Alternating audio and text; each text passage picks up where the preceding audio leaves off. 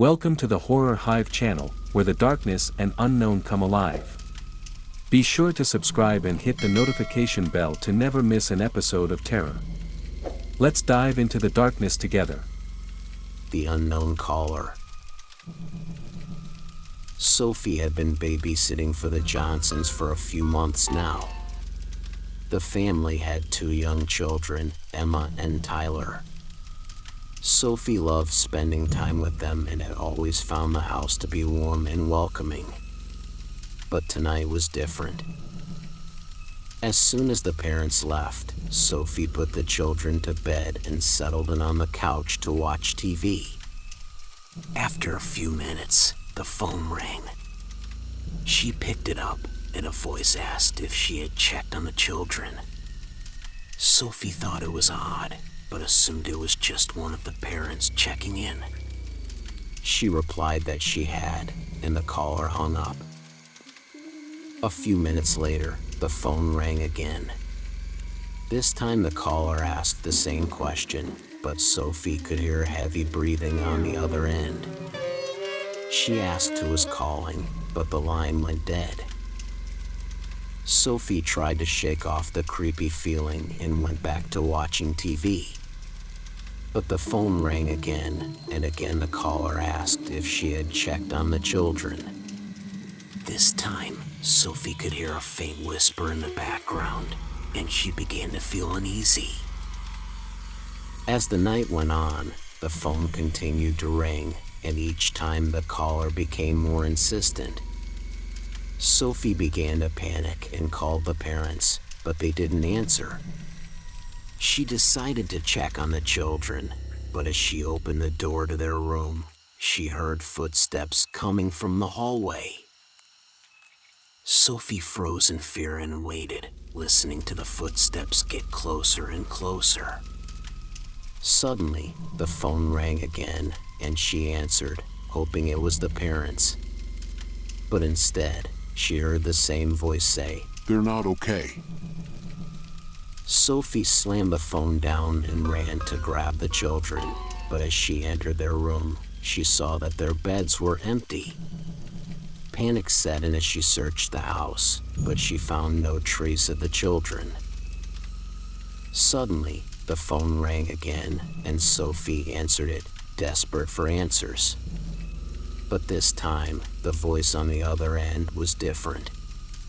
It was cold, menacing, and spoke with a low growl. "I told you they weren't okay, It said. and neither are you." Sophie dropped the phone and turned around, only to see a dark figure standing in front of her. She tried to scream, but no sound came out as the figure advanced towards her. The next morning, the police arrived at the Johnsons' house to find Sophie's lifeless body on the couch, surrounded by the children's toys. The phone still lay on the floor, the last call still connected to a line that went nowhere. The police searched the house and found no trace of the children, but they did find something else. The calls had been coming from inside the house, and the Johnsons had a secret room hidden in the basement, filled with old toys and a bed that was still warm. The silent sleep. Samantha was thrilled to get her first babysitting gig for a local family. She arrived at the home just before the parents left, and they introduced her to their 2-year-old son, Jacob. "He's a heavy sleeper, The mother said. so you don't need to check on him too often. Just make sure he's okay before you go to bed."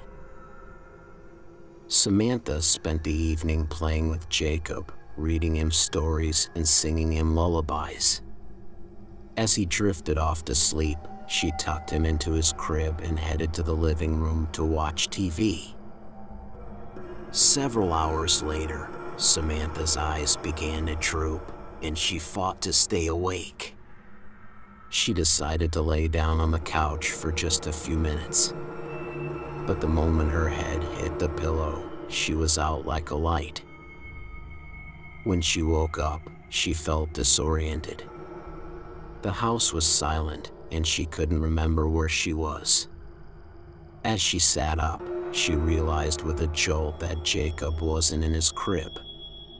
Panic set in as she searched the house, calling out his name.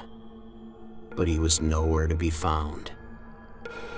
The front door burst open, and the parents rushed in, looking frantically around the room.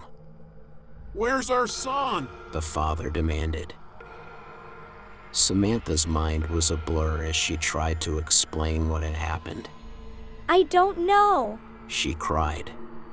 I fell asleep, and when I woke up, he was gone. The parents were beside themselves with grief and worry as they searched the house and the surrounding area. The police arrived, and a search party was organized to scour the nearby woods and fields. But Jacob was nowhere to be found. Days turned into weeks, and the family was consumed by their loss. Samantha was plagued with guilt and nightmares, reliving the moment she had fallen asleep on the couch. But there was something else too, something darker and more sinister. Every time she closed her eyes, she felt a presence in the room, a cold and malevolent force that seemed to be watching her. One night, as Samantha lay in bed, she heard a faint scratching sound at the window. She tried to ignore it, thinking it was just a tree branch, but the sound grew louder and more insistent. She got up to investigate and froze in terror as she saw a pair of glowing eyes staring back at her from the darkness. She stumbled back, her heart racing as she realized that she was face to face with the same malevolent force that had been haunting her dreams. And then she heard it, a soft, plaintive cry like a child's. Samantha's blood ran cold as she realized what she had to do. She opened the window, and there, clinging to the ledge, was Jacob, his eyes wide with fear and confusion. Samantha scooped him up, tears streaming down her face, as she realized that the malevolent force had been the spirit of the child she had accidentally smothered in his sleep. From that day on, Samantha never babysat again. But the memory of that fateful night stayed with her, haunting her dreams and reminding her of the dangers that lurk in the shadows, waiting to strike when you least expect it. The possessed plaything. Samantha had been babysitting for the Johnson family for years. She loved the kids, and the parents were always happy with her work. But tonight was different. Mr. and Mrs. Johnson were going out of town for a weekend, and they had asked Samantha to stay overnight with their youngest daughter, Lily. Lily was an odd little girl. She had a porcelain doll that she carried with her everywhere. Samantha had never liked dolls, especially not this one. There was something about its glassy eyes that made her skin crawl. But she didn't want to upset Lily, so she smiled and played along when the girl insisted on tucking the doll in bed with her. After reading Lily a bedtime story, Samantha tucked her in and turned off the light. As she made her way to the door, she noticed the doll sitting on the dresser, staring at her with those eerie eyes. She shuddered and quickly left the room. Samantha spent the next few hours watching TV in the living room, trying to shake off the uneasy feeling she had. But as the night wore on, she started to hear strange noises. At first, she thought it was just the house settling, but then she heard something that sounded like footsteps. She paused the TV and listened carefully, but the noise stopped. She shrugged it off and tried to go back to watching her show, but her attention kept getting drawn to the door leading up to Lily's room. It was slightly ajar, and she couldn't shake the feeling that something was off. She got up and went to check on Lily, but as she tried to open the door, she found it wouldn't budge. It was like something was holding it shut from the other side. Samantha started to panic. She pounded on the door, trying to get it open, but it wouldn't give.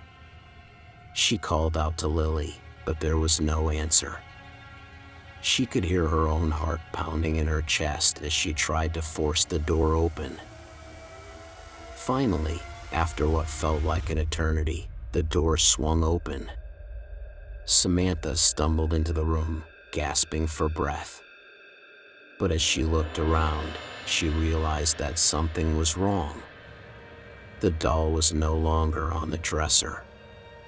It was sitting at the foot of the bed, its glassy eyes staring up at her. She tried to leave the room, but the door wouldn't budge. Panic set in as she realized she was trapped in the room with the doll. Suddenly, she heard a voice whisper in her ear, "I told you never to touch the doll." Samantha spun around, but no one was there. The room was empty except for her and the doll. She tried to scream, but no sound came out. The doll's eyes seemed to be glowing in the dim light, and she could hear strange whispers and laughter coming from it. She tried to fight the panic rising in her chest, but it was too much. She collapsed onto the bed, clutching her head and sobbing. When she woke up the next morning, the doll was gone, and there were deep scratches on the inside of the door. Samantha never spoke of that night again, but she could never shake the feeling that something had changed inside her. She became quiet and withdrawn, always looking over her shoulder and never taking babysitting jobs again. And even now, years later, she can still hear the whispers of the doll in her nightmares. We hope you enjoyed our journey into the world of horror. We strive to bring you the best in horror entertainment, and we appreciate your support. Remember to subscribe to our channel and hit the notification bell so you never miss an episode of terror. Thank you for listening, and we'll see you in our next story.